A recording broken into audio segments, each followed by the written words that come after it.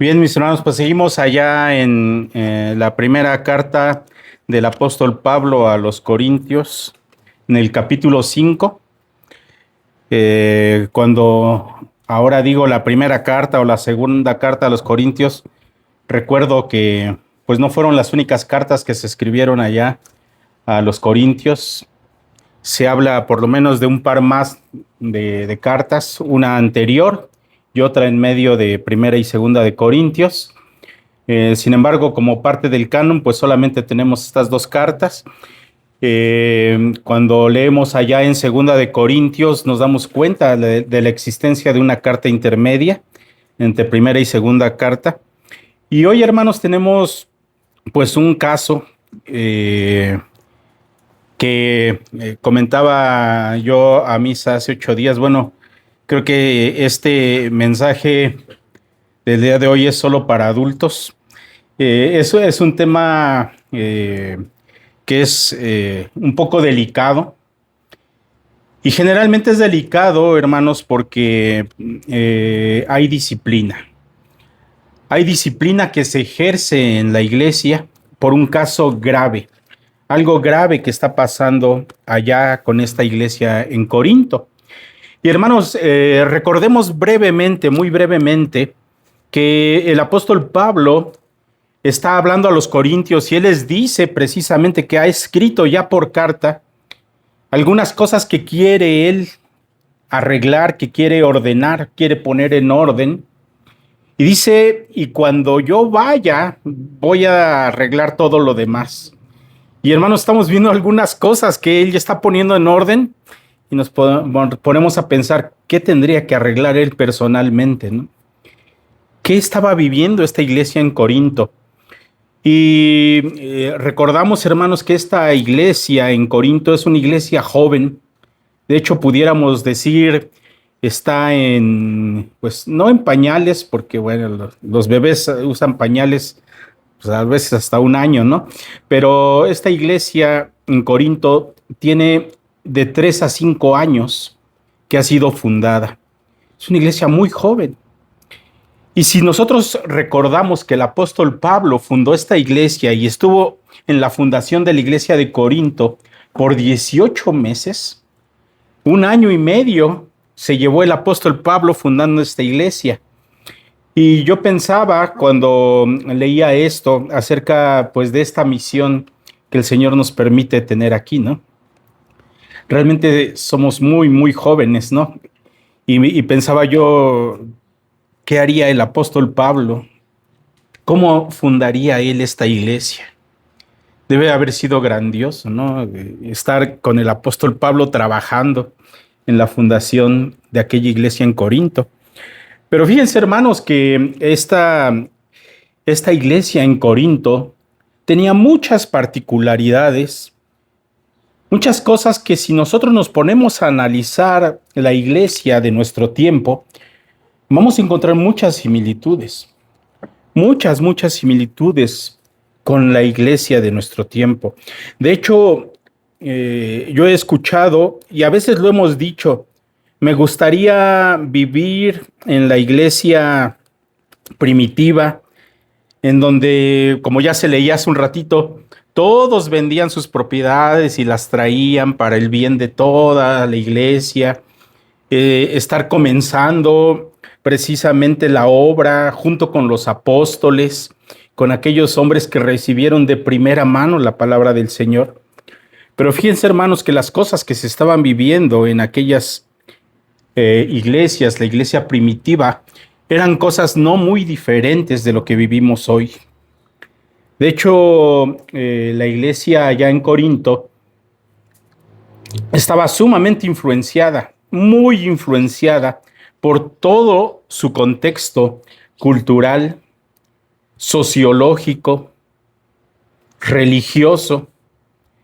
Y no sé si ustedes habían escuchado, hermanos, que allá en Corinto, en la Grecia de aquellos tiempos, había un lugar llamado el Acrocorinto. El Acrocorinto era un lugar que estaba en lo alto, en una montaña, y en aquel lugar Los griegos, de hecho los que vivían allá en Corinto, tenían un templo en lo alto. Y ese templo, ¿saben a quién estaba dedicado, hermanos? Estaba dedicado a Afrodita. Y Afrodita, que es conocida dentro de aquella mitología, que es la diosa del amor. De hecho, también por ahí había estatuas de Eros, ¿no? Y ya nos empezamos a dar cuenta de la situación religiosa y cultural que vivía aquella ciudad. Y fíjense, mis hermanos, que en aquella, eh, bueno, en aquella construcción en el Acrocorinto, en donde estaban estas estatuas, donde se rendía culto a Afrodita, había mucha gente que eran siervos del templo. Había al menos dos clases de siervos. Unos de ellos eran obligados. Esos siervos eran aquellos que habían sido capturados en otras regiones, que eran esclavos y eran obligados a servir dentro de aquel templo pagano. Y hacían toda clase de servicios, los servicios más bajos. Pero había otra clase que era prácticamente voluntaria. Y esa clase de siervos de manera voluntaria incluso tenían un nombre especial. Y aquellas personas que se ofrecían como siervos se prostituían. Y eran tanto hombres como mujeres. Se prostituían y realizaban los cultos, y venía la gente y tenían relaciones en un culto a aquella diosa, que por cualquier motivo lo hacían, por fertilidad, por simplemente en nombre del amor, hacían aquellas cosas. Y aquella gente que se ofrecía de manera voluntaria a realizar aquellos actos recibía un pago.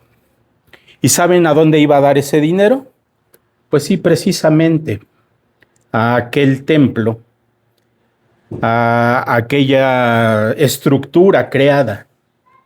Y se imaginan, hermanos, cómo era aquel ambiente en aquella ciudad, en donde estaban acostumbrados a hacer esas cosas. Era algo que se veía normal, como algo cotidiano, que la gente se prostituyera, que hubiera cultos dedicados a dioses en los cuales había este tipo de relaciones. Y cuando nosotros vemos hoy en día todas aquellas películas de la antigüedad, ¿no? Que ven Juego de Tronos y todas esas cosas, y que incluso a mí no me gusta verlo. Yo he visto por ahí unas partecitas nada más, pero todo aquello que sacan, no sé si lo han visto. No vayan a levantar la mano. Pero todas las prácticas que tenían en aquellos tiempos, y era algo natural, normal. Ahora, hermanos, aquella iglesia naciente que tenía alrededor de 5 años, que venía de este contexto, ¿cómo había visto todas estas cosas? De una manera normal, natural. Pero fíjense lo que vamos a ver el día de hoy. El día de hoy el apóstol Pablo va a tratar un caso de manera muy especial y de manera personal. Y es algo sumamente interesante y relevante lo que vamos a ver el día de hoy. De hecho, en el día de hoy, mis hermanos, lo que estamos viviendo, en esas corrientes de pensamiento que hoy en día se dan, no es difícil escuchar algunas frases como estas. No sé si las han escuchado. Nadie tiene derecho a juzgarme. Yo hago con mi cuerpo lo que quiero. No juzgamos a las personas que amamos. Es mi derecho, yo decido por mí. Hay muchas frases que hoy en día se escuchan y que es parte de nuestro contexto. Y el apóstol Pablo, fíjense lo que dice, versículo 1, vamos allá al texto. De cierto se oye. De cierto se oye que hay entre vosotros fornicación. Imagínense, hermanos, que estamos hoy aquí y que yo o cualquiera otro viene y se para y dice, he escuchado que entre nosotros hay fornicación. De cierto, y recuerdan esa frase, de cierto, es algo que no tiene lugar a dudas. Es un hecho real y contundente. De cierto que se escucha, se oye, que hay entre vosotros fornicación. ¿Y qué dirían aquellos corintios que estaban acostumbrados a esto? Por eso el contexto, hermanos. Dirían, bueno, hay fornicación. De hecho, o de cierto se escucha que hay entre vosotros fornicación. Pero luego añade el apóstol Pablo, y tal fornicación, cual ni aún se nombra entre los gentiles. Y hay mucha gente que dice que el apóstol Pablo no solamente se está refiriendo a este caso que vamos a ver ahorita, porque cuando él está diciendo, de cierto se escucha que hay entre vosotros fornicación, aquella palabra fornicación en el griego porneia, ya nos podemos imaginar el significado de la palabra que es pornografía, ¿verdad? Hoy en nuestros días. De hecho, se escucha que hay inmoralidad. De hecho, se escucha que hay cuestiones sexuales que se están viviendo de una manera que no le agrada a Dios. Y ese porneia, algunos dicen, bueno, es que pues estos corintios, toda esa región, todo ese pueblo, era gente desenfrenada sexualmente. Incluso recuerdan que una palabra para referirse a alguien que era malo, a alguien que era muy pecador, se referían a aquella palabra como corintizar. Ah, está corintizando, ¿sí? De la maldad que había en aquella gente. De hecho, muchos se refieren a esta palabra porneia, que el apóstol Pablo se está refiriendo a la forma de hablar de la congregación. Y lo vamos a ver un poquito más adelante. La forma de hablar, ¿cómo hablaban? Pues algunos, como en el día de hoy, y aquí en México se le conoce a veces esa forma de hablar como albur, ¿verdad? Como albures, como dicen una cosa pero significa otra, pero hacen referencia a cuestiones sexuales, y cuestiones sexuales que son malas, que no son de acuerdo a la voluntad de Dios. Sin embargo, el apóstol Pablo va a referirse no solamente a esa forma de hablar, sino a muchas otras cuestiones que implica esa palabra porneia. Pero él dice, y tal fornicación, porque aquellos dirán, bueno, pues ¿cuál fornicación? ¿Cuál de todas? Y tal fornicación, cual ni aún se nombra. ¿Entre quién? Entre los que estaban allá en el templo de Afrodita, haciendo todo ese desenfreno de actividades. ¿Se imaginan a qué grado estaba viviendo los corintios? Ese momento en particular era un total desenfreno. Era un relajamiento sexual, como hoy también vemos en día.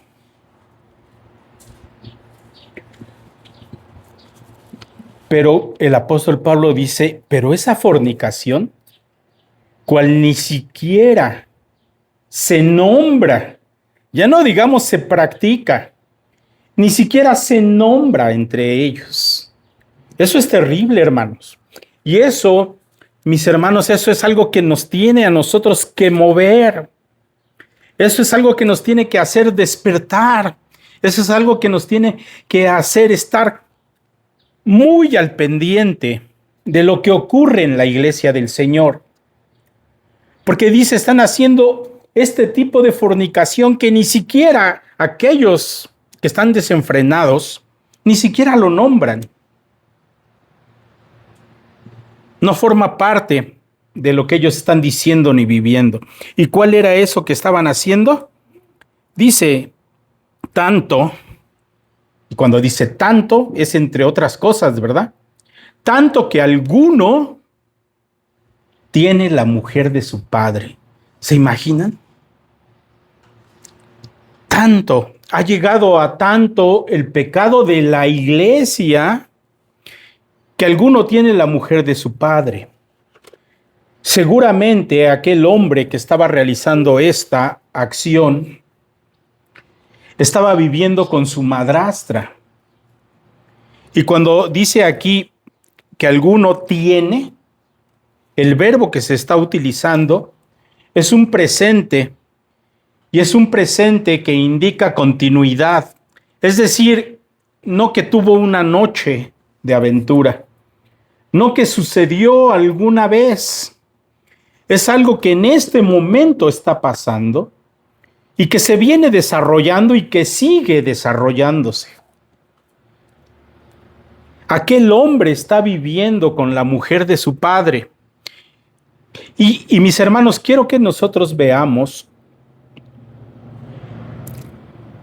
la conexión que esto tiene y que el apóstol Pablo va a hacer de una manera magistral con el Antiguo Testamento. En el Antiguo Testamento, cuando nosotros vamos allá al Levítico y al Deuteronomio, dentro de las prohibiciones que había esta prohibición, decía allá en la ley, que ninguno se acostará con la mujer de su padre. Ninguno. ¿Por qué? ¿Qué le iba a pasar a aquel hombre? Que fuera descubierto, descubriendo el hecho de su padre.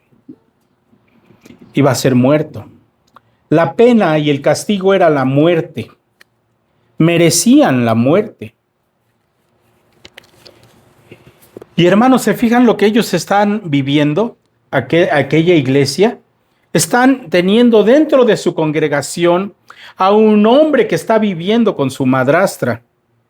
Y muchos teólogos analizan precisamente cuál es la situación de este hombre. ¿Qué será? ¿Que su papá ya murió? ¿Que su papá, primero su mamá se murió de este hombre, después su papá se juntó con otra mujer, se casó, luego él se murió y ahora él tiene la mujer de su padre, o al tiempo que está viviendo su papá con ella, él va y se la quita? ¿Cuál será la situación? La situación que sea, mis hermanos, en un momento dado es lo de menos. Lo que él está haciendo va en contra de la ley de Dios. Incluso, y esto es lo grave, hermanos, ni aun aquellos hombres paganos hacían estas cosas. Ahora, ¿se imaginan la iglesia? ¿Cuál es la condición de la iglesia en nuestros días, mis hermanos? ¿Han escuchado de algunos casos como estos? ¿Han escuchado casos en los que en la iglesia se está viviendo pecado? Y no está siendo de una manera oculta, está siendo de una manera evidente para la iglesia. Escuchaba yo a un predicador español que decía, no es que pues un hermano, o que se dice hermano, se vista de drag queen y se vaya a aquellos lugares y la iglesia no sabe porque son lugares ocultos, ¿verdad? Bueno, al menos que otros de la iglesia anduvieran allí, pero no se sabe, ¿verdad? Predicando, dice.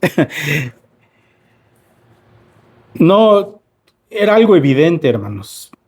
Es un pecado evidente para la iglesia, que se están dando cuenta. ¿Y cuál era la actitud de aquella iglesia, hermanos? Fíjense. Y vosotros estáis envanecidos.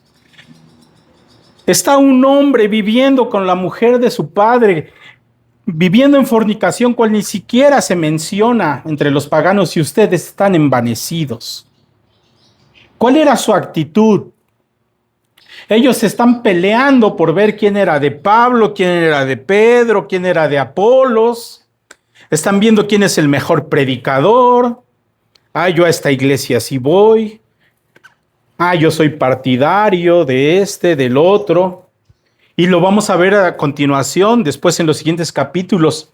Ellos se peleaban incluso por tener los mejores dones, ¿no? Porque esta iglesia, mis hermanos, el apóstol Pablo lo reconoce. Es una iglesia rica en dones espirituales. Y ahí me pregunto, hermanos, es una iglesia que está siendo bendecida por Dios. Pero ¿qué están haciendo ellos con las bendiciones de Dios? ¿Qué están haciendo con aquellos dones y capacidades que el Señor les está dando? ¿Es para envanecerse solamente? Dice el apóstol Pablo, está sucediendo esto en sus narices, está sucediendo a sus propios ojos, y ustedes están envanecidos. No debierais, y esta era la actitud que ellos debieron haber tomado en el momento en que se enteraron que esta persona estaba realizando esto. ¿Cuál era la actitud? ¿No se debieran haber lamentado? Y si ustedes van a otras versiones, si no me equivoco, la Nueva Versión Internacional, dice, no se debieran haber puesto de luto.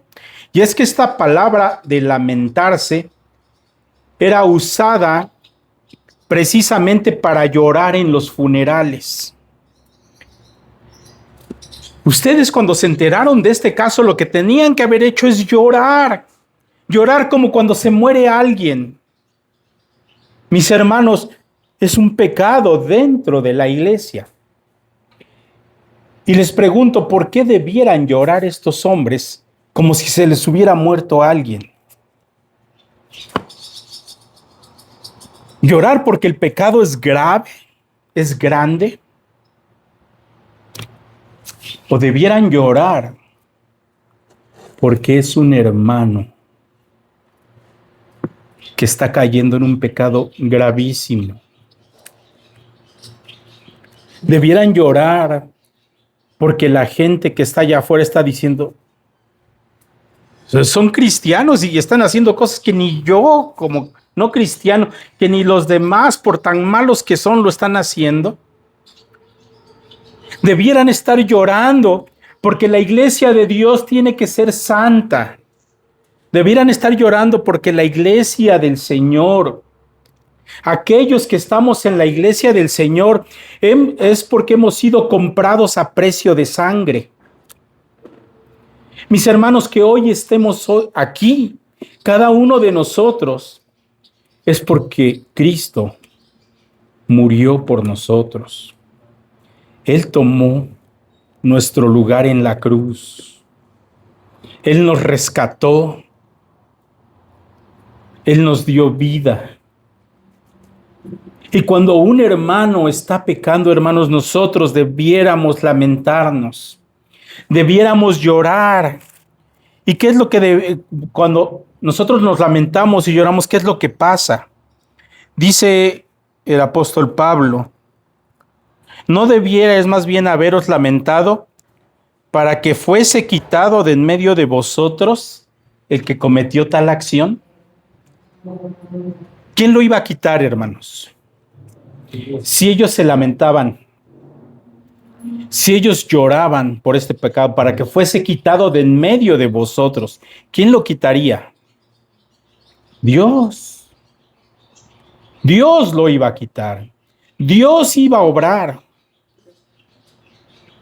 por ese pecado que estaba pasando. Pero ¿saben qué hicieron ellos?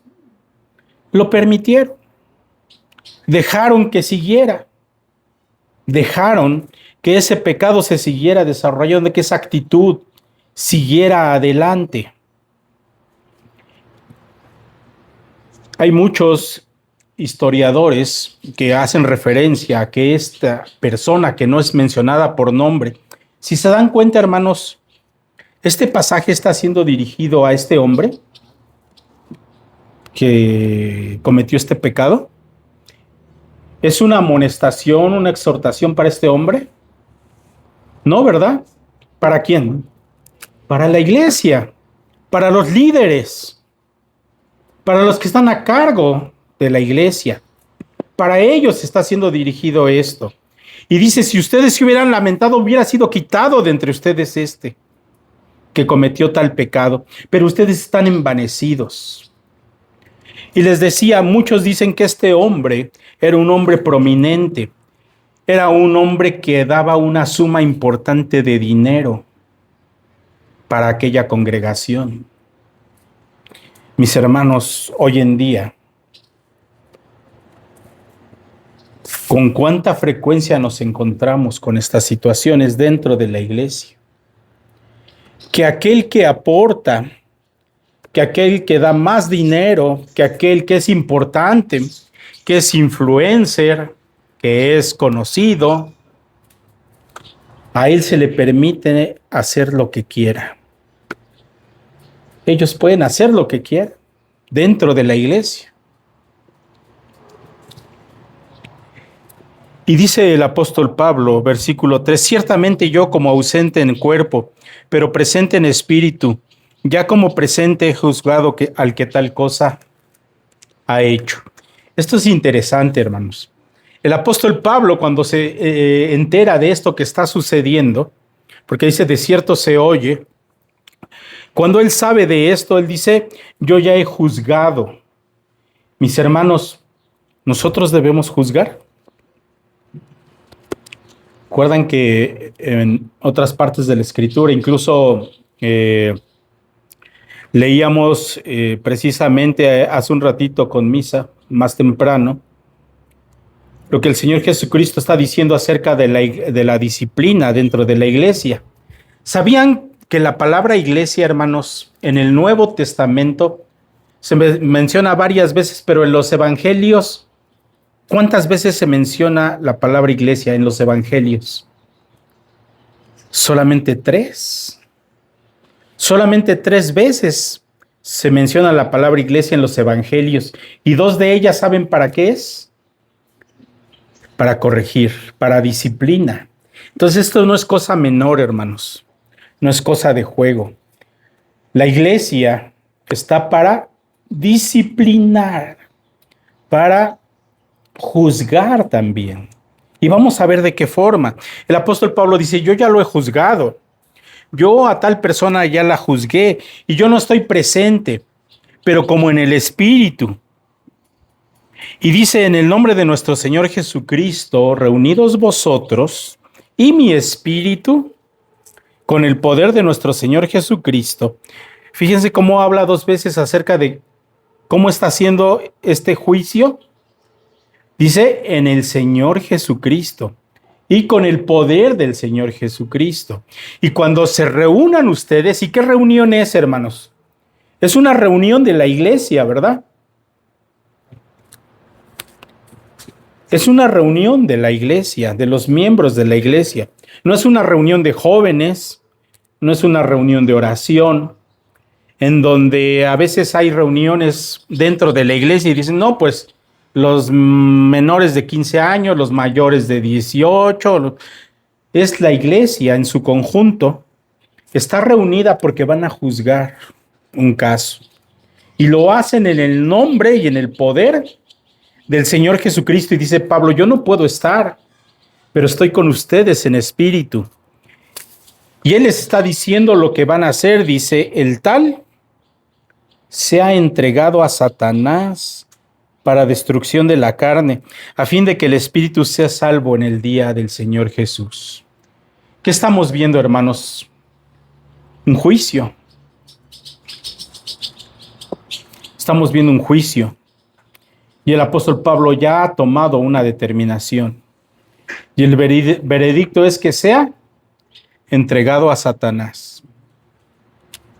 Solamente encontramos otra parte allá en Timoteo.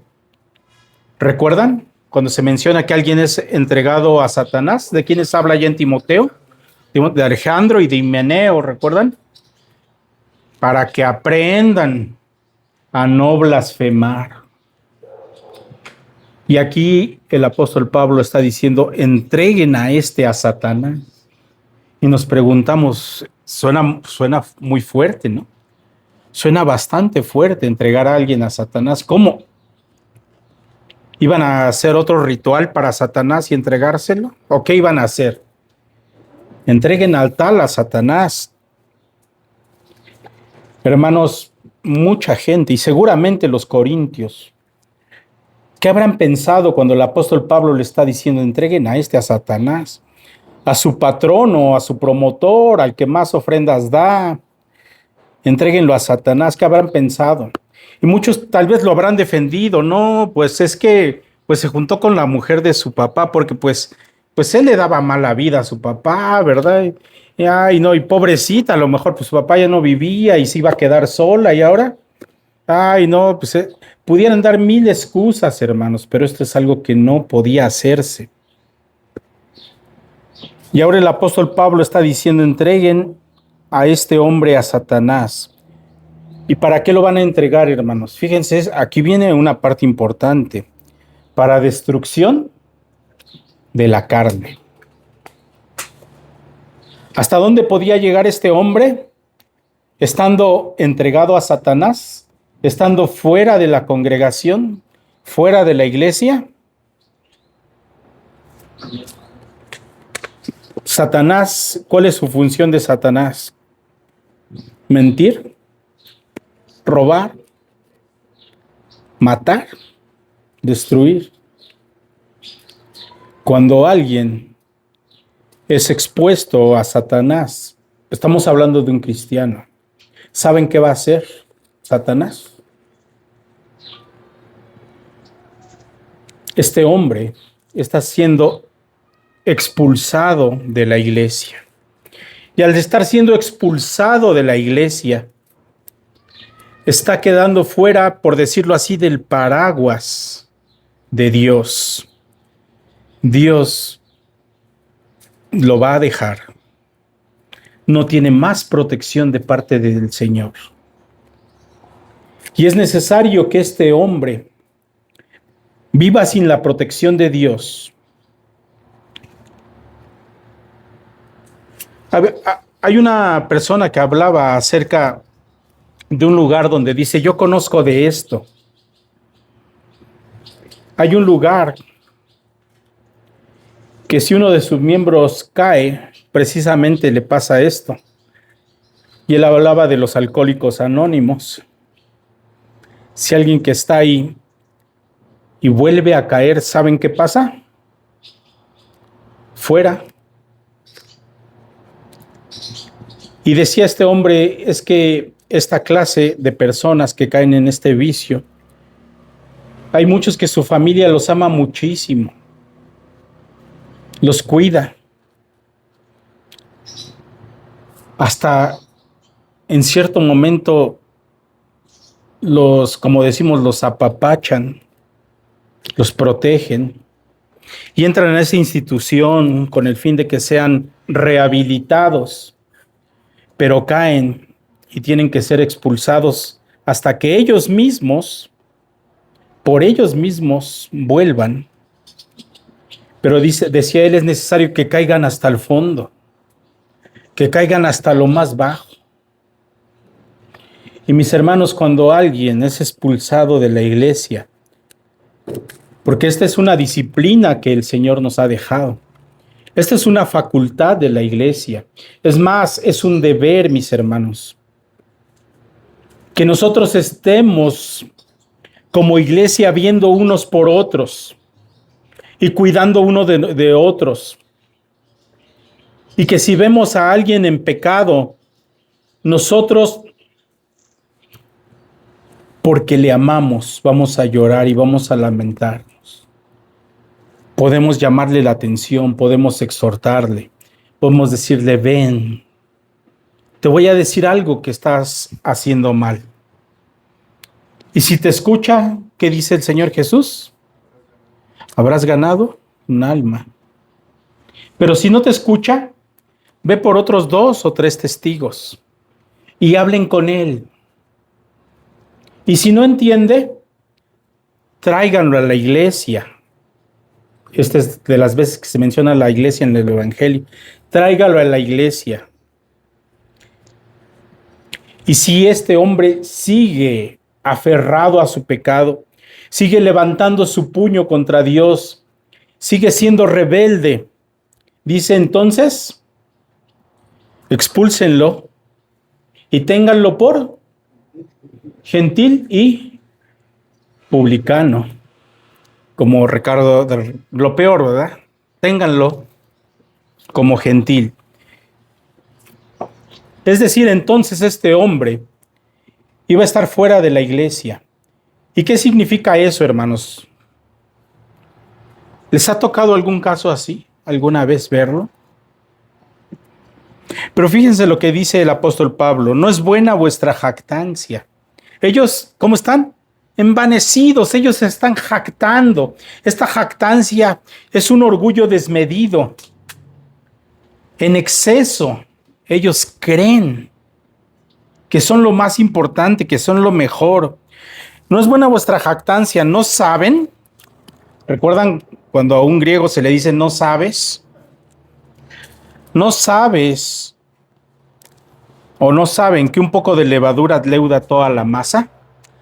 Mis hermanos, este ejemplo aquí, el apóstol Pablo sigue dándonos un ejemplo del Antiguo Testamento. Por eso, mis hermanos, es que es bien importante que nosotros conozcamos el Antiguo Testamento. Hay muchas iglesias que dicen, no, yo ya vivo bajo la gracia y vivo en el nuevo pacto, en el Nuevo Testamento. Y el antiguo, no, eso ya quedó atrás. Mis hermanos, no es cierto. El Antiguo Testamento, incluso ¿cuántos libros hay del Antiguo Testamento en nuestra Biblia? Es pregunta, ¿verdad? De concurso. 39, ¿verdad? ¿De cuántos? 66 es la mayoría de libros. Es más, en una proporción de palabras, es absolutamente mayor el Antiguo Testamento. Pero no solo por eso, por cantidad, sino porque precisamente necesitamos conocer el Antiguo Testamento, porque desde el Antiguo Testamento se nos revela el plan de Dios y podemos ver lo que Dios está diciendo acerca de su pueblo. Y dice entonces, ¿no sabéis que un poco de levadura leuda toda la masa? Y yo me pregunto, aquellos corintios están diciendo, ¿de qué nos está hablando? ¿De cuál masa? ¿De cuál leudar? Yo soy griego, ¿no? Es un tema para los judíos. El tema de la Pascua, hermanos, un poco de levadura leuda toda la masa. ¿Sabían que en aquellos tiempos no había levadura como la conocemos hoy? ¿O sí pensábamos que era la misma levadura? Porque esto a veces lo ocupan algunos que están en contra de la Biblia, ¿verdad? Contra de nosotros. Y cuando nos dicen eso, pues la Biblia dice que la levadura ni existía. ¿Saben cómo hacían ellos esta levadura a la que se refiere el apóstol Pablo, a la que se refiere la Escritura? ¿Cuál es el acto de leudar? Ellos, para leudar el pan, se leudaba el pan que era a base de semilla de trigo, semilla de cebada. Ellos cuando hacían esta masa, esa masa, hermanos, es una masa madre, es una masa limpia. Y fíjense porque el apóstol Pablo lo va a mencionar. Y esto lo pueden buscar incluso en Google. Pónganle ahí cómo hacían la levadura en los tiempos bíblicos. Y les va a salir precisamente esto, que había una masa madre, una masa que no estaba contaminada.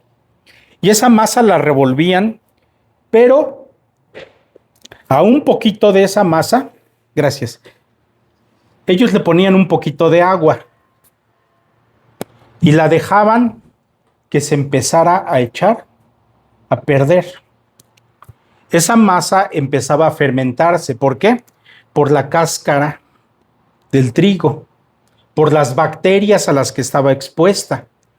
Entonces, ese pedacito de masa se echaba a perder. ¿Y saben qué hacía? que se empezaba a inflar. Entonces agarraban aquella masa echada a perder, agarraban un poquito y la guardaban. Y al día siguiente, a su masa madre, le revolvían ese poquito de masa echada a perder. ¿Y saben qué estaban haciendo? Leudando la masa. Le estaban haciendo que se esponjara para hacer su pan. Por eso, hermanos, en la Escritura, cuando nosotros encontramos la levadura, es una connotación hacia algo que es impuro, hacia algo que está contaminado, porque en sí es una contaminación, aquello con lo que leudaban la masa. Y dice el apóstol Pablo, ¿acaso no lo saben? Que ese poquito de masa leuda todo lo demás. ¿Ellos qué estaban haciendo? Ay, estaban jactándose. No, es uno, ¿no? Ay, nada más es él el que estaba cometiendo aquel pecado. Pudiéramos decir entre nosotros, si vemos a alguien que está pecando, ay, es uno de 20, ¿verdad? Ay, nosotros lo vamos a ayudar, nosotros vamos a hacer que pues ya no pase eso, ¿verdad? ¿Qué nos puede pasar a nosotros, a los demás? ¿Saben qué pasa? ¿Qué le pasa a una canasta de manzanas, de unas manzanas bellas, si les ponemos otra manzana que está podrida? Aquella manzana podrida se vuelve bonita como las demás. Se echan a perder las demás, ¿no? Un poco de levadura leuda toda la masa. No se jacten. Antes bien dice, limpiaos pues, ¿de qué? De la vieja levadura. ¿Recuerdan cómo se leuda? De la vieja levadura, para que seáis nueva masa, sin levadura. Y aquí viene algo importante, como sois. ¿No les parece algo un poquito difícil de entender? Dice, límpiense pues de la vieja levadura, para que sean nueva masa sin levadura. Para que sean nueva masa sin levadura, como sois. Es un poquito difícil de entender, ¿no? O a lo mejor nada más para mí, hermanos. Límpiense para que sean nueva masa como ya lo son. Nuevas criaturas. ¿Recuerdan, mis hermanos, la justificación? ¿Cuándo es que somos justificados nosotros, mis hermanos? En el momento en que el Señor viene a nuestro corazón, en que Él nos hace una nueva criatura. Somos justificados delante de Dios y somos justos. Somos justos. Seguimos pecando, ¿no es cierto, hermanos? Seguimos pecando, pero delante de Dios ya hemos sido justificados. Ya hemos sido hechos nueva masa. Ya lo somos. Pero aquí hay un proceso en el cual nosotros tenemos que limpiarnos. ¿Y cuál es ese proceso? La santificación.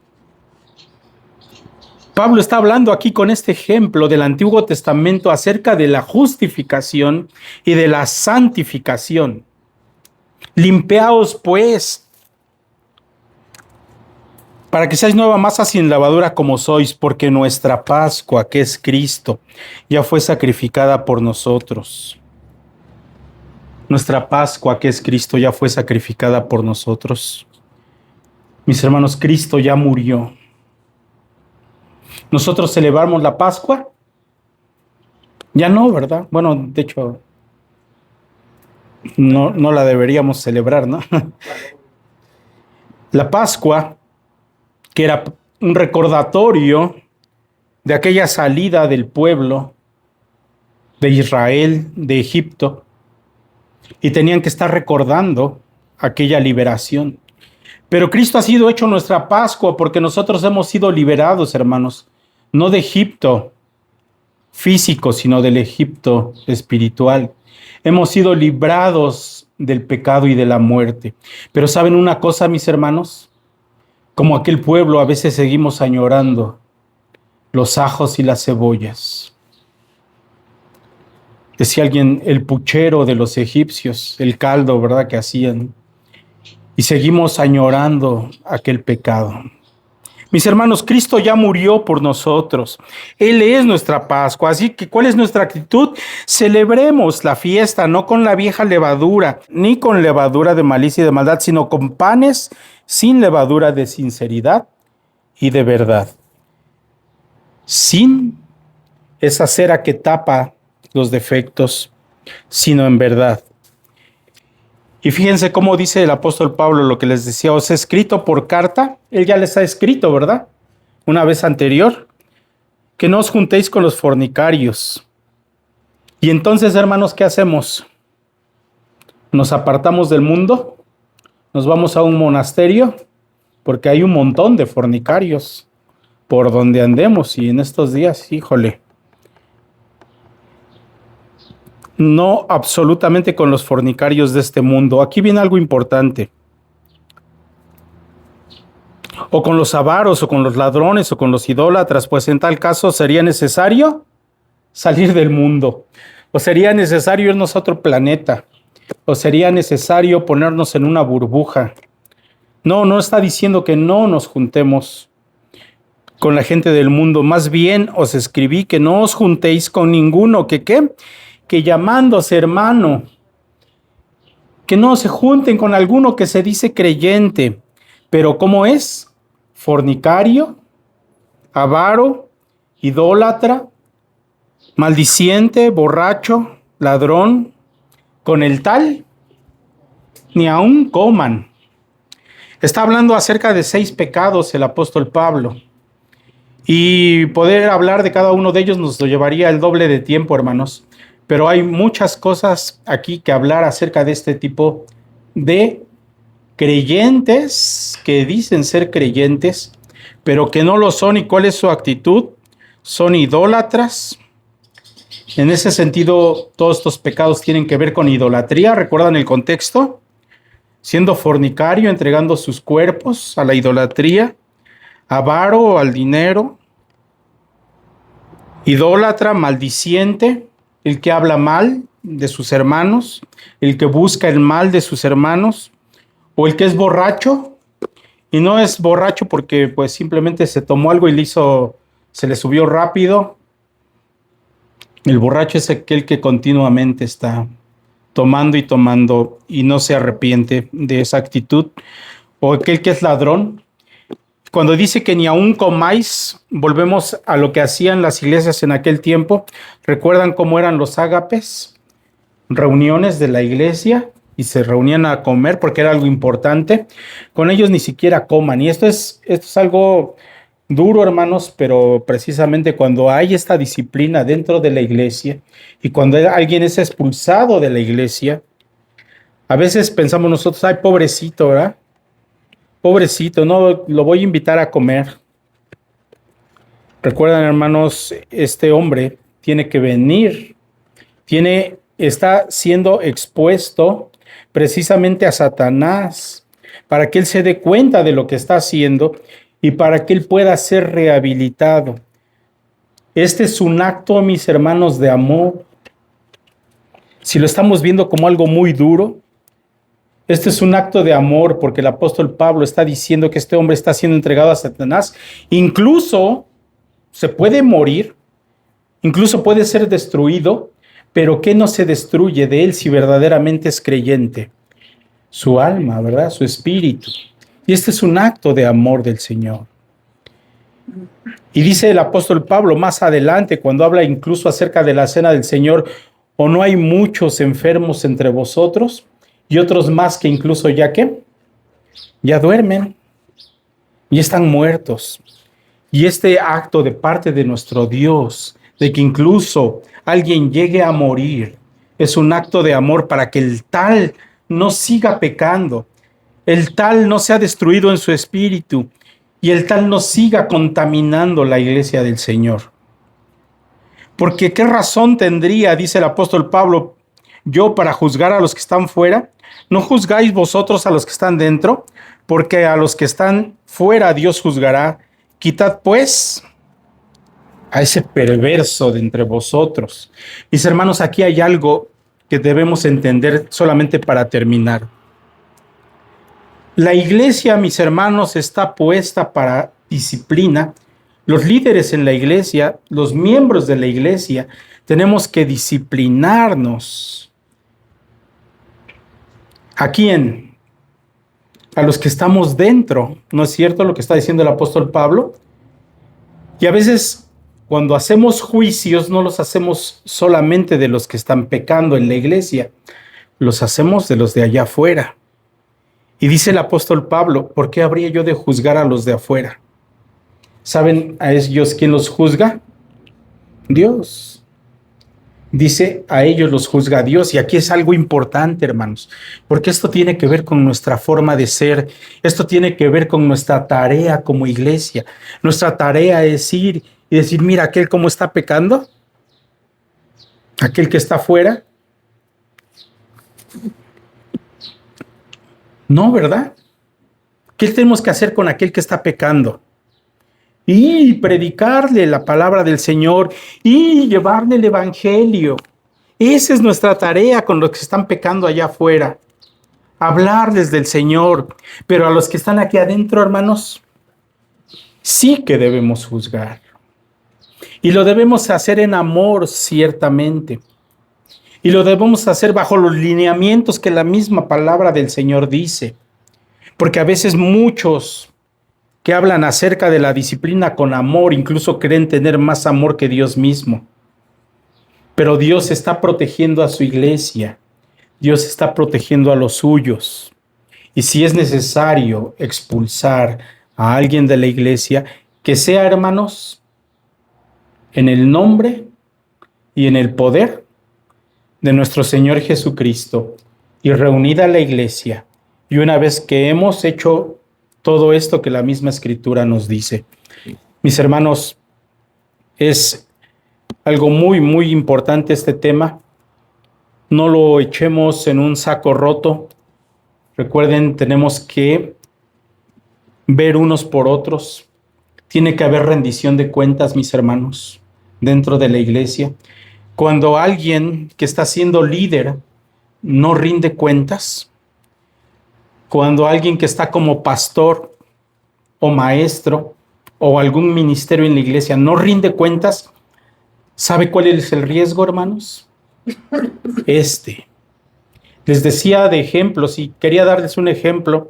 Ya no nos da el tiempo, pero este es un caso, hermanos, porque no hay rendición de cuentas, porque la iglesia no está pidiendo cuentas y además no está exhortando, no está llamando la atención. A veces nos costará mucho trabajo. ¿Cómo le voy a llamar yo la atención a tal o cual hermano? Pero aquí no hay rangos, hermanos. Aquí no hay un organigrama en que el que hace la limpieza no le pueda decir nada al director. Aquí todos somos parte del cuerpo de Cristo. Y si hay alguien que está contaminando al cuerpo de Cristo, debemos disciplinar, debemos tomar acción, mis hermanos. Vamos a dejar ahí por hoy, hermanos. Continuamos dentro de 8 días. Hacemos una oración. Padre, te damos tantas gracias, Señor, porque eres bueno con nosotros. Muchas gracias, Señor, porque en tu palabra, Señor, podemos ver tu gran amor, tu bondad, Señor, para tu iglesia. Y nosotros, Señor, como cuerpo de Cristo, como tu iglesia, Señor, queremos ser, Señor, como esa masa nueva, la cual ya somos, Señor, que esté limpia, Señor, de levadura. Que así como aquellos hombres que celebraban la Pascua, buscaban por toda su casa algún rastro de la levadura y la sacaban, Señor. Que así tu iglesia, Señor, busque la santidad, Señor. Que nosotros, como tu pueblo, Señor, podamos ser ejemplo de la gente allá afuera, Señor, de tu santidad. Que cuando vean a tu iglesia, Señor, puedan verte a ti, Padre. y no ver a alguien que incluso está siendo peor que la misma gente de allá afuera. Padre bendito, ayúdanos, danos sabiduría, danos amor, danos, Señor, lo necesario para que podamos vivir en santidad. Y ahora, Padre, que hemos de retirarnos de este lugar, Señor, pedimos la bendición, la guía de tu Santo Espíritu, que nuestro Señor Jesucristo, Señor, que vive en nosotros, Señor, sea nuestro motivo para que podamos vivir, Señor, dignamente en su nombre. Gracias por todo nuevamente en Cristo Jesús. Amén.